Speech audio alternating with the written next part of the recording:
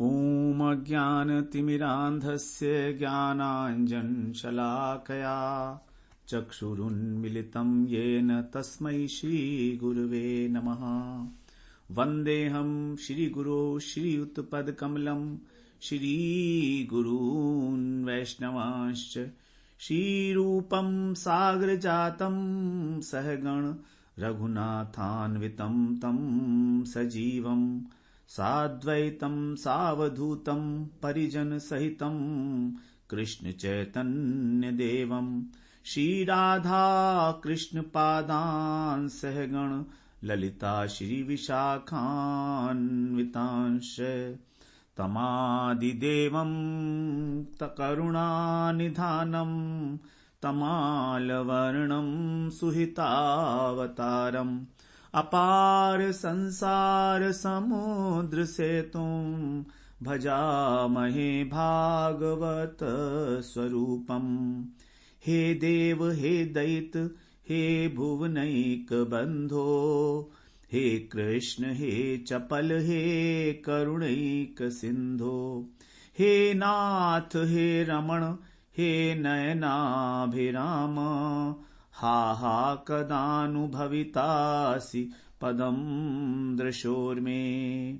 श्री कृष्ण चैतन्य प्रभो नित्यानंदा, श्री अद्वैत गदाधर शिव सदी गौर भक्त वृंद। हरे कृष्णा कृष्णा कृष्ण हरे हरे, हरे राम राम राम हरे हरे। हरे कृष्णा। सर्वप्रथम मैं अपने गुरुपाद पद ओम विष्णुपाद अष्टोत्तर शत श्री श्रीमद् भक्तिवेदांत माधव गोस्वामी महाराज के चरण कमलों में अनंत कोटि दंडवत प्रणाम ज्ञापन करता हूं। हम लोग श्रीमद् भागवत पुराण का श्रवण कर रहे हैं। उसमें जो प्रस्तावना है अभी हमारी वही चल रही है। हम लोगों ने पिछले सत्र में श्रवण किया कि भागवत का क्या स्वरूप है और उसमें किस प्रकार संबंध, अभिधेय और प्रयोजन तत्व को स्थापित किया गया है। अर्थात हमारा भगवान से क्या संबंध है, हमारा जो प्रयोजन है भगवत प्रेम, तो उसकी प्राप्ति कैसे होगी, साधन क्या होगा, इसके विषय में हम लोगों ने पिछले सत्र में श्रवण किया। आज हम लोग श्रवण करते हैं कि भागवत का तात्पर्य क्या है। यद्यपि भागवत तो एक स्वयं ही सार ग्रंथ है, सभी वेदों का, उपनिषदों का, पुराणों का सार जो है भागवत के अंदर है, भगवत स्वरूप है। इसलिए इस भागवत के अंदर कोई भी अंश त्याज्य नहीं है। जैसे कहा गया है कि ये गलितम फलम, पका हुआ फल है, रस रूप है, अर्थात इसमें गुठली, छिलका, इस प्रकार की कोई भी चीज नहीं है, तो संपूर्णता से ही ग्रहण करने योग्य है श्रीमद् भागवत पुराण। कुछ भी त्याज्य यदि हमें दिखता है तो वो हमारी दृष्टि का दोष है। जिस प्रकार जब कृष्ण ने जब रंगशाला में प्रवेश किया था कंस की, तो कृष्ण के स्वरूप में उनको, कंस को अपनी मृत्यु दिखाई दे रही थी। तो जिस प्रकार की जैसी दृष्टि होती है वैसी सृष्टि होती है। तो इस स्थिति में हम भागवत में से कुछ थोड़ा सा अंश संग्रह करके ये कह दें कि यही भागवत का सार है, तो ये एक साहस होगा, दुस्साहस होगा हमारा। लेकिन फिर भी श्रीमद् भागवत पुराण में एक विशिष्ट शैली है इसकी कि भागवत का जो तात्पर्य है, देखिए भागवत तात्पर्य है वेदों का, भागवत तात्पर्य है महाभारत का। अर्थोयम ब्रह्मसूत्राणाम भारतार्थ विनिर्णय गायत्री भाष्य रूपोऽसौ वेदार्थ परिवृंगितः। हम लोग ये श्रवण कराए हैं कि ब्रह्मसूत्र का जो है ये क्या है, हमारा अर्थ है, अर्थ को बताने वाला ब्रह्मसूत्र में 556 सूत्र हैं जो महर्षि वेदव्यास जी के द्वारा रचित है। इसमें जितने भी उपनिषद हैं, 4 वेदों के अनुसार अनेक अनेक ऋषियों ने जो अपनी दिव्य दृष्टि से उन मंत्रों का, वेद के मंत्रों का दर्शन किया, उसके अनुसार उन्होंने अलग अलग उपनिषदों की रचना की। अब उपनिषद तो बहुत सारे हैं, 1100-1200 उपनिषद हैं। उनमें से 108 उपनिषद मुख्य माने जाते हैं। अब उनको भी पढ़ना बहुत मुश्किल है, तो व्यास जी ने सभी उपनिषदों का जो सार तत्व था उसको सूत्र रूप में ब्रह्म सूत्र के अंदर रचना की उन्होंने। इसको वेदांत सूत्र भी कहा जाता है, ब्रह्म सूत्र भी कहा जाता है। तो ये रचना महर्षि वेदव्यास ने की, बहुत सूत्र रूप में थी। अब इतना सूत्र है कि वो समझ में नहीं आने वाला है, तो इसलिए कह रहे हैं जो श्रीमद् भागवत पुराण है यह है उसका अर्थ। अर्थो अयम ब्रह्म सूत्राणाम भारतार्थ विनिर्णय। और महाभारत का जो तात्पर्य है, जो एसेंस है, वो भागवत के अंदर है। गायत्री भाष्य रूपोसौ, जो गायत्री मंत्र है हमारा, उसका भाष्य, उसके बारे में वर्णन। वेदार्थ परिव्रंगित, और जो 4 वेद हैं उनकी जो शब्दावली है, उनके अंदर जिस प्रकार की ऋचाएं हैं, मंत्र हैं, उनको समझना अत्यंत क्लिष्ट है। इसीलिए वेदों के अर्थ को विस्तार करने वाला, जिससे कि हमें समझ में आ जाए, ये भागवत पुराण है। अब जब ये स्वयं ही सभी वैदिक साहित्य जितना भी है हमारा, सबका ही जब ये एसेंस है, तो फिर इस एसेंस में से भी एसेंस क्या होगी? इस एसेंस की एसेंस, इसका सार क्या हो सकता है? तो इसके लिए हम बिल्कुल भी सक्षम नहीं है कि हम इसका कोई भी सार निकाल पाएं। लेकिन श्रीमद् भागवत की एक अद्भुत शैली है वर्णन करने की। वो कहते हैं कि जो भागवत में वर्णन किया गया, उसके बाद में एक पद का प्रयोग किया गया। उसमें उन्होंने कहा एतावानेव। एतावानेव का अर्थ है कि जो कुछ भी अभी तक ऊपर कहा गया, उस सब का बस इतना ही सार है, उसको बस इतना ही समझो, इतना ही है। बाकी तो बाकी सब बातें सिद्धांत रूप में, दृष्टांत रूप में दी गई। लेकिन जब एतावानेव आ गया, तो इसका मतलब जो एतावानेव के अंदर बात की जा रही है, वो वही है भागवत का तात्पर्य। और एक जगह नहीं है, अनेकों स्थानों के ऊपर इस तरह की एतावानेव जो है, इस पद से श्लोक का आरंभ हुआ है। तो हम लोग इस थोड़े से जो एतावानेव के पद हैं, उनको हम लोग एक बार यहां पर श्रवण करेंगे 5 विषयों के अंतर्गत। तो 5 हमारे विषय होंगे जिसको हम लोग श्रवण करेंगे। तात्पर्य में जीव का परम कल्याण क्या है, जीव का परम धर्म क्या है, योग का क्या स्वरूप है और उसका क्या फल है, जीव का परम स्वार्थ अर्थात जो परमार्थ वो क्या है, और समस्त वेदों का तात्पर्य। इन 5 हेडिंग्स के अंदर हम लोग भागवत का जो तात्पर्य है उसको एक बार श्रवण करने का प्रयास करेंगे। तो हम भागवत तो आगे श्रवण करने जा ही रहे हैं, लेकिन जो भागवत के अंदर ही तात्पर्य निर्णय किया गया है एतावानेव के द्वारा, हम लोग केवल उसको ही यहां पर स्पर्श करके और उसको थोड़ा सा समझने की चेष्टा एक बार करेंगे। तो सबसे पहले जीव का जो परम कल्याण है उसमें किस चीज में है, तो वहां पर बता रहे हैं एतावानेव यजताम यह निःश्रेयसोदयः भगवत्यचलो भावो यद भागवत संगतः। एतावानेव मतलब बस इतना ही। ये दूसरे स्कंद के 3 अध्याय का 11वां श्लोक है। एतावानेव यजताम इह माने इस संसार में, यजताम माने जो भी प्रयत्न किया जाता है, जो भी साधन किया जाता है, किस लिए? निःश्रेयस उदय, अपने कल्याण के उदय करने के लिए, कि हमारा परम कल्याण हो जाए। उसका क्या साधन है जो किया जाता है? भगवती अचलो भावो। उसका जो रिजल्ट है वो क्या है कि भगवान के अंदर हमारा अचल भाव स्थापित हो जाए, भगवान में हमारी जो भक्ति है वो अविचल हो जाए, निरंतर। जिसे गीता में भगवान ने बहुत स्ट्रेस देकर कहा है, सततम कीर्तयन्तो माम यतन्तश्च दृढ़व्रता, सततम कीर्तयन्तो माम यो माम स्मरति नित्यशः, जो मेरा नित्य भजन करता है। तो यहीं पर वो कह रहे हैं कि हमारी जो भक्ति है भगवान में, हमारा जो भाव भक्ति है वो भगवान के प्रति जो हमारा भाव है वो हमारा अविचल हो जाए। सो विकंपेन योगेन युज्यते नात्र संशय, 10वें अध्याय में भी भगवान ने ये बात कही है 7वें श्लोक में। सो अविकंपेन योगेन, अविकंप योग, अविकंप का मतलब भी यही है, अविचल, जिसमें कोई चलाए मानता ना हो। तो इस प्रकार का योग जो है भगवान के साथ हो जाए हमारा, यही है वास्तव में जितने भी साधन हैं परम कल्याण के, उसका फल। तो कैसे भी हो हमारी भगवान के प्रति आसक्ति पैदा हो जाए। सभी साधनाओं का, सभी क्रियाओं का, चाहे वो भाव रूप से करें चाहे वो क्रिया रूप से करें, एक ही लक्ष्य है, भगवान के अंदर अविचल स्थिति, दृढ़ निष्ठा।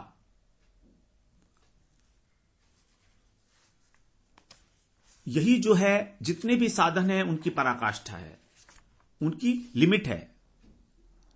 अब इस कलिकाल में जब कलयुग का प्रधान प्रभाव चल रहा है और अभी तो और बढ़ने वाला है आगे आने वाले समय में, तो जब रजोगुण और तमोगुण की प्रधानता है सारी जगत में, घोर रजोगुण है और घोर तमोगुण है। रजोगुण का मतलब है अलग अलग प्रकार के कार्य करना, अर्थ का उपार्जन करना, अपने इंद्रियों को संतुष्ट करना, भोगों की तरफ बढ़ना। आजकल जिसे मार्केटिंग बोलते हैं, जो आजकल मॉल खुले हुए हैं, वो सब रजोगुण के प्रतीक हैं। महान रजोगुण होता चला जा रहा है कि इसके अलावा व्यक्ति और कुछ सोच ही ना पाए, उसको फुर्सत ही ना मिले मोबाइल से। कौन कौन सी ब्रांड्स आ गई हैं, क्या क्या वैरायटीज हैं, ये सब रजोगुण है, महान रजोगुण चल रहा है। तो अब इस रजोगुण से और तमोगुण से उठने का क्या उपाय है, तो वो भी भगवान आगे बता रहे हैं वहां पर। यद भागवत संगतः, भागवत का संग, उपाय भी बता दिया। तो भागवत 2 प्रकार के होते हैं, ग्रंथ भागवत और भक्त भागवत। अब इस समय में शुद्ध भक्त का मिलना अत्यंत दुष्कर है। जब हमारा बहुत सौभाग्य उदय होता है, भक्ति उन्मुखी सौभाग्य, तब हमें शुद्ध भक्त के दर्शन होते हैं, तब हमें उनका संग मिलता है। अन्यथा आप जहां पर भी बाहर देखोगे जीवन में, बड़े बड़े एडवर्टीजमेंट्स हैं, बड़े बड़े सब कुछ हैं, लेकिन जो एसेंस है दैट इज समहाउ मिसिंग। अगर आप रियल में देखेंगे इस संसार के अंदर, तो बहुत सारे भगवान के लिए बहुत कुछ काम हो रहा है। ऐसा लगता है परमार्थ में बड़े लोग आगे बढ़ रहे हैं, लेकिन उनके अंदर सबके बहुत सूक्ष्म कामनाएं, वासनाएं भरी हुई हैं। धन की वासना, मान सम्मान की वासना, अलग अलग प्रकार की वासनाएं हैं। कहीं पर भी शुद्ध भक्ति का जो है वो नहीं है किसी भी प्रकार। तो बड़ा मुश्किल है शुद्ध भक्त का संग मिलना, भागवत का संग मिलना। भागवत के 11वें स्कंध में बताया है नवयोगेंद्र और निमि संवाद के अंदर कि भागवत 3 प्रकार के होते हैं, उत्तम भागवत, मध्यम भागवत और कनिष्ठ भागवत।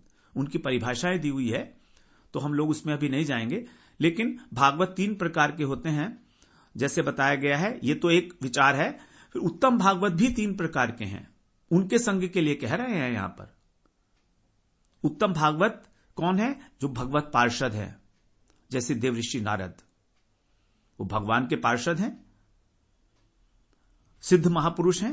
किसी भी प्रकार का उनका जो शरीर है 5 भौतिक शरीर नहीं है, चिन्मय शरीर है। फिर दूसरे हैं निर्धूत कषाय। निर्धूत कषाय का मतलब है जिनके अंदर संसार के प्रति कोई कामना वासना तो नहीं है, लेकिन अभी 5 भौतिक शरीर में है, किसी प्रकार की कोई कामना वासना दूर दूर तक नहीं है, धुल गए हैं सब कषाय। कषाय का मतलब वासनाएं का अनर्थ जितने भी हैं हमारे। तो ये है सुखदेव जी महाराज। अब सुखदेव जी जैसे भागवत, अब सुखदेव जी मिले परीक्षित जी को, तो देखिए भगवान की प्राप्ति हुई, परीक्षित जी को भी प्रेम प्राप्त हुआ। ये पहले वाले जो है उत्तम उत्तम कैटेगरी में आएंगे, देवऋषि नारद। दूसरे वाले ये मध्यम उत्तम कैटेगरी में आएंगे, उसमें भी 3 पार्ट हो गए ना, उत्तम में भी। और तीसरे हैं कनिष्ठ उत्तम भागवत। कनिष्ठ उत्तम में नारद जी का जो पूर्व जन्म था, जब वो दासी के पुत्र थे, तब उनके हृदय में जो पाप थे, उस समय वासनाएं थी, तो इसलिए क्योंकि उनकी वासनाएं जो हैं पाप करने की वो खत्म नहीं हुई थी, इसलिए उनको कहा गया मूर्छित कषाय। मूर्छित अवस्था में थी, अनर्थ जो है मूर्छित अवस्था में पड़े हुए थे। और जब उन्होंने अगला जन्म लिया देवऋषि नारद के रूप में, तब फिर उनको भगवत पार्षद देह प्राप्त हुई। तो इस प्रकार से ये 3 भागवत बताए गए हैं, उत्तम भागवत। और ग्रंथ भागवत तो हमारे सामने ही है। ग्रंथ भागवत भगवान का स्वरूप है साक्षात।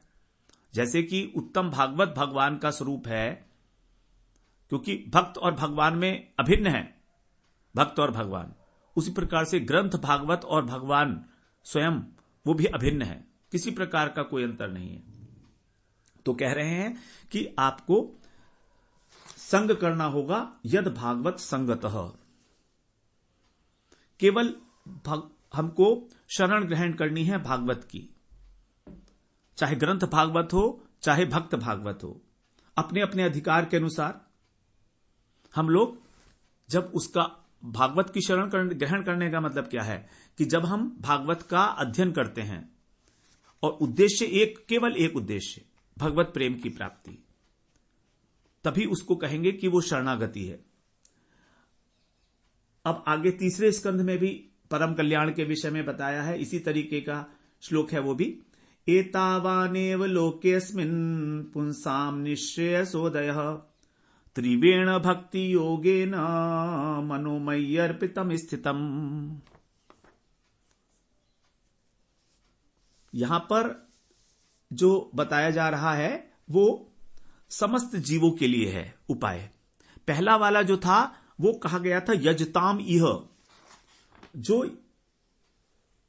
प्रयत्न कर रहे हैं। यजताम का मतलब है जो भजन करने वाले हैं, साधक हैं। अब यहां दूसरे श्लोक में कहा सभी के लिए। एतावाने लोके अस्मिन, इस संसार में तीनों लोकों में यदि कोई व्यक्ति अपना कल्याण कराना चाहता है, निश्चेष का उदय कराना चाहता है, तो क्या करना है उसको? त्रिवेण भक्ति योगेन मनोमय्यर्पितम स्थिरम। कपिल भगवान कह रहे हैं इसमें कि त्रिव भक्ति योग के द्वारा मुझ में अपने मन को स्थापित करो। देवहूति जी से कह रहे हैं कपिल भगवान। मय्यर्पितम, जैसे गीता में कहा मय्येव मन आधस्व मयि बुद्धिम निवेशय, 12वें अध्याय के 8वें श्लोक में वही बात यहां पर कही जा रही है कि तुम अपने मन को मुझ में स्थापित करो। और मन को स्थापित करने के लिए साधन बताया त्रिवेण भक्ति योगेन, तीव्र भक्ति योग के द्वारा। तो पहला वाला व्यक्ति जो पहले श्लोक में था वो तो भजन कर ही रहा है, उसके लिए कहा गया कि तुम साधु का संग करो, भागवत का अध्ययन करो। और जो नहीं कर रहा है उसको कहा कि अब तुम भक्ति योग में प्रवृत्त हो, क्योंकि भक्ति योग ही एकमात्र साधन है जो हमारे मन को भगवान में लगा सकता है, स्थिर कर सकता है। तो यहां पर आज्ञा दी गई है तीव्र भक्ति योग के लिए। अब हमें अपने मन को, अपने शरीर को, अपनी बुद्धि को, सब कुछ भगवान को ही समर्पण करना है। और समर्पण ऐसा हो कि हमारे अंदर अहंकार ना आए। हम भक्ति तो करते हैं, लेकिन भक्ति करते करते, साधन करते करते अहंकार आ जाता है कि मैं इतनी माला जाप करता हूं, मैं इतना पाठ करता हूं, मैं इतना सेवा करता हूं मंदिर में और मठ में। तो ये अहंकार जो आ जाता है, ये सबसे बड़ी प्रॉब्लम है। ये समर्पण नहीं है, तीव्र भक्ति योग नहीं है ये। तो तीव्र भक्ति योग का अर्थ है जैसे समझें सूर्य है। अब सूर्य के ऊपर जब बादल आ जाते हैं तो धूप हमको बहुत कम मिलती है, लेकिन जब बादल हट जाते हैं तो तीव्र धूप हमको मिलती है, तेज धूप मिल सकती है। उसी प्रकार से भक्ति ऐसी हो जो अनाच्छादित हो। अधिकतर हमारी भक्ति आच्छादित होती है, मिश्रा होती है, उसमें कुछ ना कुछ मिश्रण होता है, कर्म का मिश्रण, ज्ञान का मिश्रण, योग का मिश्रण, जिसको कहा गया है गुणीभूता हो जाती है। वो प्रधानीभूता या गुणीभूता, प्रधानीभूता ही कहेंगे क्योंकि भक्ति ही मेन है ना। तो जो मिश्रण हुआ है वो थोड़ा है, मिश्रण हुआ है कर्म का, ज्ञान का और योग का। मतलब जैसे दूध के अंदर काफी 1 लीटर दूध है, उसके अंदर हमने 1 कटोरी पानी मिला दिया, तो ये हो गई प्रधानीभूता भक्ति। पानी कम है, दूध ज्यादा है, तो भी लेकिन मिश्रण तो हो गया ना। तो भगवान कह रहे हैं त्रिवेण भक्ति योगेन, किसी प्रकार का मिश्रण नहीं चाहिए, न कर्म का, न ज्ञान का, न योग का। यदि कर्म का आश्रय ले रखा है अपने ऊपर, अपने कर्म के ऊपर तुम्हें विश्वास है, तो तुमसे भक्ति नहीं होने वाली है, शुद्ध भक्ति में प्रवेश ही नहीं है। यदि तुम्हें ज्ञान का अहंकार है कि मैं भगवान को जान के रहूंगा, तत्व ज्ञान हासिल कर लूंगा अपने आप से ही, अहम ब्रह्मस्मि हो जाऊंगा, तो तुमसे भक्ति नहीं होने वाली है। और यदि तुम सांसों को खींच रहे हो प्राणायाम करके और समाधि लगा रहे हो, तो सोचोगे कि मुझे परमात्मा की प्राप्ति हो जाएगी, वो भी भक्ति नहीं है। इन सब का आश्रय छोड़ना होगा। त्रिवेण भक्ति योगेन अनन्यास चिंतयन्तो माम ये जना पर्युपासते, यही बात गीता में कही गई है। बिल्कुल यह है जीव के कल्याण, परम कल्याण का साधन, मतलब परम शरणागति। सर्वधर्मान परित्यज्य माम एकम शरणम ब्रज, माम एकम, केवल मेरी ही शरणागति में आ जाओ, अर्थात अनन्य भक्ति भाव के साथ युक्त होना, यही जीवों के लिए परम कल्याण का भगवान ने यहां पर साधन जो है निर्धारित किया है। अब दूसरी पॉइंट है हमारा, जीव का धर्म क्या है। धर्म का अर्थ है हमारी आत्मा का। यहां पर धर्म की बात नहीं कर रहे, परम धर्म की बात कर रहे हैं। जीवों का परम धर्म किस चीज में है, उस चीज को यहां पर बताया जाएगा। तो धर्म तो हमारे शरीर के बहुत सारे हैं, पिता की सेवा, पुत्र माता की सेवा, देश की सेवा, समाज की सेवा, बॉस की सेवा, सबकी सेवाएं हैं, लेकिन ये सब शरीर के धर्म हैं, ये परम धर्म नहीं है। इन्हीं को तो कहा भगवान ने सर्वधर्मान परित्यज्य, इन सबको छोड़ो। तो फिर परम धर्म क्या है? परम धर्म बता रहे हैं यमराज जी बता रहे हैं अपने यमदूतों को, एतावानेव लोकेस्मिन् पुंसाम धर्मः परः स्मृतः भक्ति योगो भगवती तन्नाम ग्रहणादिभिः। एतावानेव, यहां पर भी देखिए वही शब्द है, एतावानेव, मतलब सब कुछ कह देने का जो सार है वो बस इतना ही है। सब कुछ कह दिया गया और उसके बाद सिर्फ इतना ही निकल के आ रहा है, एतावानेव लोकेस्मिन्। यमराज जी जो हैं 12 महाजनों में से एक हैं, और उन्होंने अपने जो उनके दूत थे, जब वो अजामिल को लेने गए थे, तब उस प्रसंग में ये बात उनसे कही है कि तुम लोगों को क्या करना है और क्या सोचना है, क्या करना है। भगवान का जो भजन करने वाले लोग हैं उनको कभी भी छोड़ना मत, कभी छूना मत तुम उनको।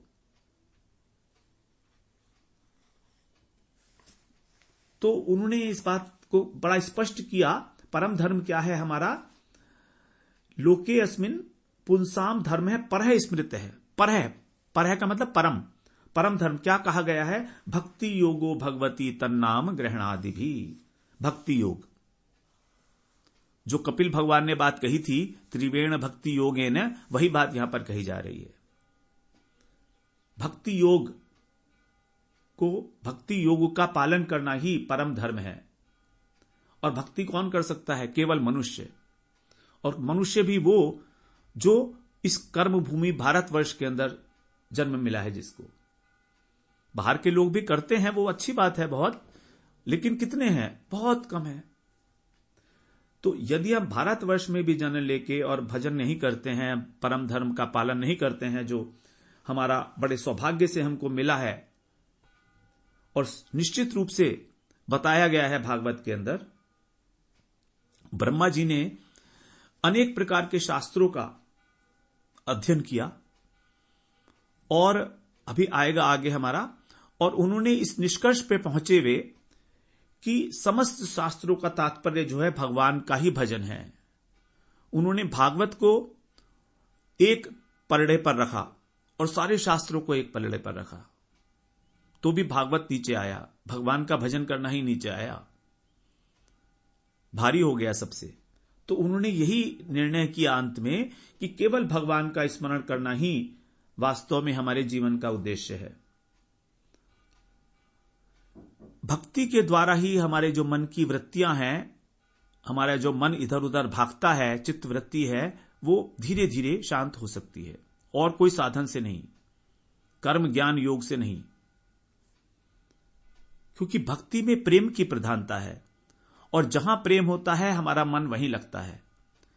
तो यदि गुरु की कृपा से, वैष्णव की कृपा से, भगवान की कृपा से हमारा मन भगवान में, हमारे को प्रेम हो जाए भगवान से, बस वो भक्ति हो गई।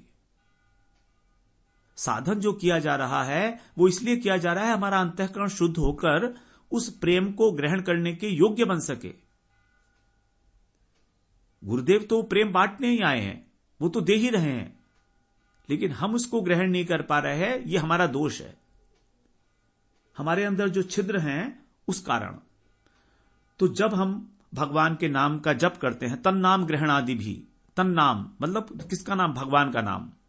तो भगवान का नाम लेना ही वास्तव में भक्ति योग है और कुछ नहीं है। भगवान का नाम, भगवान का कीर्तन, भगवान के जो ग्रंथ हैं, उनकी जो लीलाएं हैं, उनका अर्थ चिंतन करना, विचार करना, किसी ना किसी प्रकार हम अपनी सभी वृत्तियों को क्रियाकलाप में भगवान में ही लगाए रखें। मय्यासक्त मनः पार्थ योगम युञ्जन मदाश्रय, 7वें अध्याय का प्रथम श्लोक गीता में। मय्यासक्त मनः पार्थ, मुझ में आसक्त होकर मन के द्वारा, योगम युञ्जन, लगा रहो, लगे रहो, युञ्जन माने लगे रहो योग के अंदर, भक्ति योग के अंदर, मद आश्रय, मेरा आश्रय लेकर, बस यही भक्ति योग है। तन नाम ग्रहण आदि भी भगवान का आश्रय ले लिया, बस अब और कुछ नहीं। साधन जो है वो केवल शरणागति तक है, पूर्ण शरणागति तक। उसके बाद साधन तो चलेंगे ही अपने आप, लेकिन वो साधन नहीं है, फिर वो ही साध्य हो जाएंगे। तो भक्ति जो अभी साधन अवस्था में है वही साध्य हो जाएगी, क्योंकि भक्ति नित्य है। तो इससे बड़ा किसी प्रकार का भी कोई सरल साधन नहीं है, इस परम धर्म से कोई बड़ा साधन नहीं है। तो भगवान के जो नाम की आलोचना है भागवत के अंदर, वो 3 जगह पर की गई है। किसी ग्रंथ के अंदर यदि 3 स्थानों पर भगवान के नाम की महिमा का गान हो तो वही उसका जो अर्थ होता है, वही उसका मूल उद्देश्य होता है। तो प्रथम अध्याय में प्रथम श्लोक में कहा गया सत्यम परम धीमहि, उस सत्य वस्तु का ध्यान करो। फिर आगे 6ठे अध्याय में हम लोगों ने श्रवण किया कि किस प्रकार से अजामिल के प्रसंग में नाम की महिमा का जो है प्रतिपादन किया गया, जो अभी हम लोगों ने श्रवण किया। एतावाने व्युलोकेस्मिन् पुंसाम धर्म है पर स्मृत है, यह अजामिल के प्रसंग में है, जब यमदूतों को यमराज जी आदेश दे रहे हैं, उपदेश दे रहे हैं दोनों।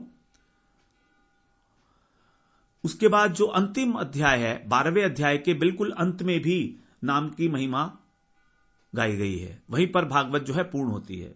नाम संकीर्तनम यस्य सर्व पाप प्रणाशनम प्रणामो दुख शमनस्तम नमामि हरिम परम। 12वें अध्याय के 13वें श्लोक का 23वां श्लोक, अंतिम श्लोक। सूत जी कहते हैं यहां पर कि जिन भगवान के नामों का संकीर्तन, नाम संकीर्तनम यस्य सर्व पाप प्रणाशनम, पापों को सर्वथा नष्ट कर देता है। सर्व पाप प्रणाशनम, अच्छी प्रकार से, सर्वथा। प्रणामो दुख शमनस्तम, उनको मैं प्रणाम करता हूं जो कैसे हैं? दुख शमनस्तम, जितने भी प्रकार के दुख हैं उनको शांत कर देता है, शमन कर देता है उनका। नमामि हरिम परम, मैं उन परम तत्व श्री हरि को नमस्कार करता हूं। तो नाम संकीर्तन से ही आरंभ होती है भागवत, बीच में भी उसी का प्रसंग है और अंत में भी, और बीच बीच में तो है ही नाम की महिमा अलग अलग स्थानों पर। प्रहलाद जी के प्रसंग में है, सबके प्रसंग में है। तो मध्यवर्ती भाग में 6ठे अध्याय में आ गया। इससे सिद्ध हो जाता है कि भगवान के नाम का संकीर्तन जो है वही भक्तों के लिए भक्ति का सर्वश्रेष्ठ अंग है, जिसको हम लोग कीर्तनाख्या भक्ति बोलते हैं। यदि नाम संकीर्तन ना हो, ना किया जाए और भक्ति का अंग पालन किया जाए तो वह अधूरा माना जाएगा। तो नाम ही भगवान का जो है सबसे अधिक महत्वपूर्ण है। चाहे भक्ति का कोई भी अंग पालन करें, श्रवण कीर्तन, कीर्तन तो है ही, श्रवण, कीर्तन, स्मरण, वंदन, आत्मनिवेदन, जितने भी हैं, पाद सेवन, सभी अंगों के अंदर जो नाम की महिमा है, कीर्तन की महिमा है, वो उसके बिना सब कुछ अधूरा है। इस प्रकार से हम लोगों ने श्रवण किया कि जीव का परम धर्म क्या है। परम धर्म यही है हमारा भक्ति योग। जो हमने पहले श्रवण किया था वही यहां पर आया निकलकर। अब तीसरी बात कह रहे हैं, योग का क्या स्वरूप है और उसका क्या फल है। भक्ति योग या कोई सा भी योग ले लीजिए, क्योंकि योग तो एक अपने आप में ही भगवान से जोड़ने वाली चीज है। तो वहां पर भी कह रहे हैं, एतावान योग आदिष्टो मच्छिष्य सनकादिभिः सर्वतो मन आकृष्य मयिद्धावेश्यते यथा। 11वें स्कंध के 13वें अध्याय का 14वां श्लोक है। कह रहे हैं, भगवान कह रहे हैं उद्धव जी से कि चतुसन मत शिष्य सनकादि भी, मेरे जो 4 शिष्य हैं, चतुसन भगवान के शिष्य हैं कृष्ण के, वो बताते हैं एतावान योग आदिष्टो, योग का जो स्वरूप है वो इस प्रकार का बताते हैं। आदिष्टो माने बताते हैं, क्या है, सर्वतो मन आकृष्य, सब जगह से मन को आकर्षित कर लिया जाए, और मयि माने मुझ में ही संपूर्ण रूप से प्रविष्ट करा दिया जाए। आवेश्यते, मुझ में ही अपने मन को आवेशित कर दिया जाए। तो यही बात जो है गीता में भगवान ने कहा है, मयि आसक्त मनः पार्थ, कि मन को मुझ में आसक्त करो। 7वें अध्याय में जो हम लोगों ने अभी श्रवण किया वही बात है, बिल्कुल जो हम लोग अभी तक श्रवण करते आ रहे हैं वही है योग का स्वरूप। चाहे वो कोई सा भी योग हो, कर्म योग हो, ज्ञान योग हो, भक्ति योग हो, ध्यान योग हो। 12वें अध्याय में भगवान ने दूसरे श्लोक में यही बात कही है, मय्यावेश्य मनो ये माम नित्य युक्ता उपासते श्रद्धया पर्योपेतास्ते में युक्त तमा मतः। जो अपने मन को मुझ में आवेशित करके निरंतर मेरी उपासना करते हैं। तो यही है योग का स्वरूप। चाहे कैसे भी भगवान में लगा दिया जाए मन को, क्योंकि हमारा मन वास्तव में संसार की ओर दौड़ता है, जड़ विषयों की ओर। और यदि योग का साधना करके भी, चाहे हम कितना ही अष्टांग योग करें, ज्ञान योग करें, यदि भगवान में नहीं लगता है तो व्यर्थ है, चाहे वो समाधि ही क्यों ना हो। समाधि का भी कोई उपयोग नहीं है जब तक भगवान में मन नहीं आवेशित हुआ। तो अब आगे तीसरे श्लोक में, तीसरे स्कंध के 32वें अध्याय में और 27वें श्लोक में भी यही बात कही जा रही है योग के स्वरूप के विषय में। एतावानेव योगेन समग्रहेणे योगिनः युज्यतेऽभिमतो यर्थो यत्संगस्तु कृत्स्नः। यहां पर एतावानेव योगेन, समग्रेण, इस संसार में समग्रेण, संपूर्ण रूप से जो योग का उद्देश्य है वो क्या है, युज्यते अभिमतो ह्यर्थो यद संगस्तु कृत्स्नः, संसार के साथ असंग हो जाना, प्राकृत जगत के साथ असंगता। क्योंकि संगता का मतलब है, संग होने का मतलब है आसक्ति, और असंग का मतलब है अनासक्ति। क्योंकि संसार में जो आसक्ति है वही सभी अनर्थों का मूल है। और आसक्ति का मतलब क्या है कि ये पदार्थ मेरा है, ये पदार्थ मेरा है और ये मैं हूं, ये शरीर मैं हूं और ये शरीर से संबंधी जितनी भी वस्तुएं हैं ये मेरी हैं। यही है आसक्ति का स्वरूप, माया का स्वरूप, मैं और मेरा।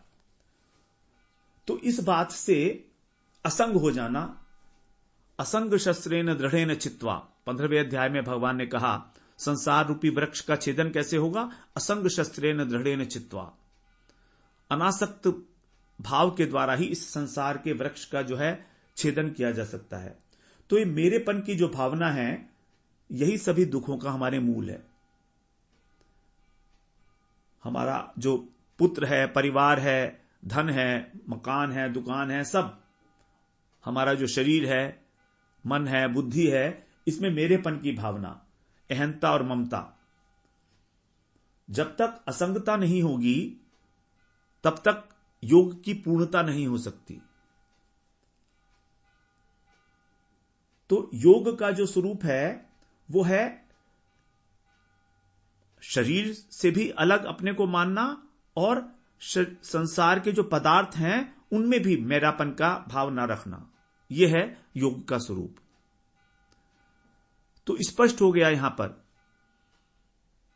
कि मैं और मेरा, इससे उपराम हो जाना ही वास्तव में योग का लक्ष्य है।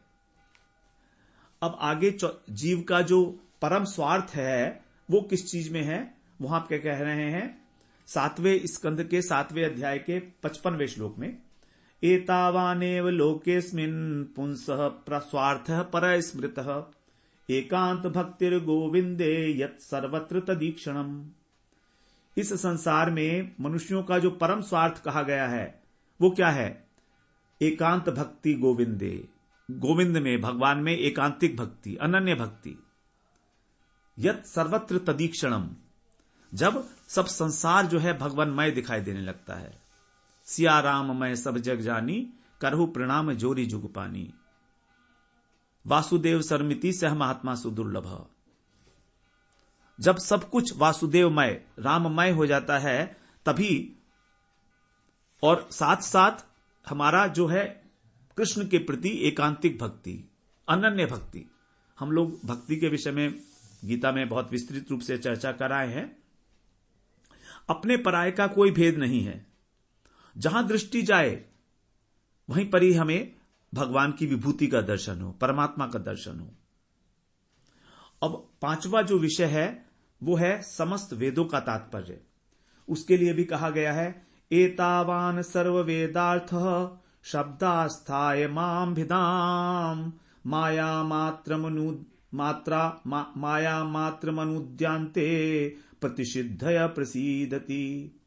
11वें स्कंध के 21वें अध्याय का और 43rd श्लोक है, 43वां श्लोक कह रहे हैं, एतावानेव सर्व वेदार्थ, सभी वेदों के अंदर अलग अलग प्रकार की विधान है। कहीं पर कर्म का है, कहीं पर ज्ञान का है, कहीं पर योग का है, तो और कहीं कहीं निषेध भी किया गया है।